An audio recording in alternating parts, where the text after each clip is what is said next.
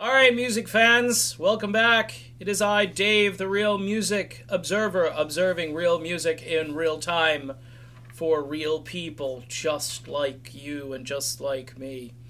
In this video, I'm going to talk about Mike Post. Who the heck is Mike Post? Well, if you grew up watching television, you knew who Mike Post was because his name was on the credits, typically. Theme song by Mike Post. Mike Post theme. Even the great Pete Townsend has done a song about Mike Post, just praising the guy up and down. When I was a little kid, it was the Rockford Files. That was a Mike Post tune.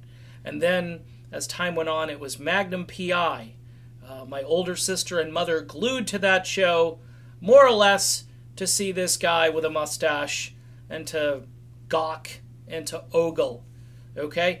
The big thing in my life was in 1981, Mike Post and this guy who was selling shoes the year before by the name of Joey Scarberry hit #2, almost get to #1 on Billboard. They get to #1 on Cashbox, they get to #1 on this worldwide chart, and they get to #2 on Billboard. Why?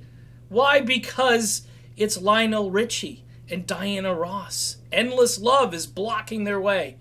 Believe it or not, I'm walking on air. What a song, right? Remember? I mean, everybody watched The Greatest American Hero. I did. And then, of course, there were other themes. Hill Street Blues, one of the great Mike Post compositions of all time.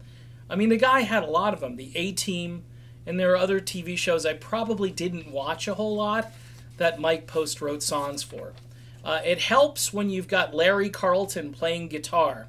And, you know, like I always say, if Larry Carlton, if he's good enough for Steely Dan, he's good enough for me. And he was good enough for Mike Post. I mean, the guy was a genius, a songwriting genius. He was tasked to compose songs for television shows. And this is where music and culture and all of that stuff intersected. And we had kind of this collective sort of absorption of the sounds and the sights.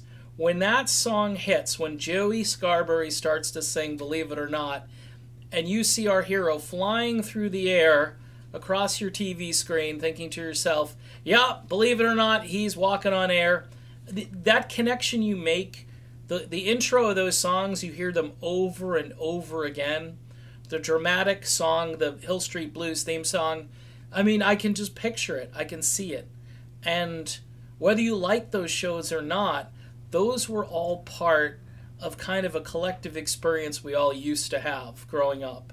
The 80s were just great for that. And again, Mike Post, Joey Scarberry, Stephen Geyer, Larry Carlton playing guitar. And typically, by the way, you had guys like Lee Sklar playing bass.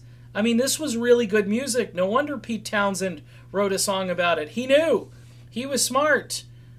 And you know what? It's just, we're not going to see this ever again. I'd like to think that someday it's done. It's looked at now as really cheesy. The fact that I'm talking about it is cheesy for some people. I mean, just get over it. Get back to Led Zeppelin. Start talking about Journey again. No, this was my childhood. This was awesome.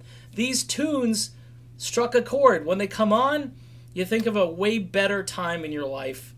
You think of when things were simpler and you didn't have all these devices that were bugging you all day. You didn't have to text, you didn't have to email, you didn't have to message anybody. You didn't have to Facebook me or Twitter me. You didn't have to YouTube me.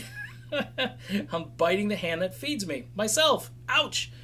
Listen, folks, it was just a better time. That's all I'm trying to say. And Mike Post, a real great composer. Larry Carlton, a real great guitar player. Stephen Geyer, a great writer. And Joey Scarberry, a guy who is selling shoes, pulls it off and sings a great song.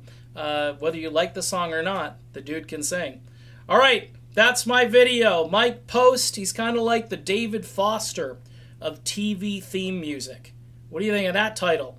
I think it's going to stick. I'll talk to you soon. Have a great day, everybody.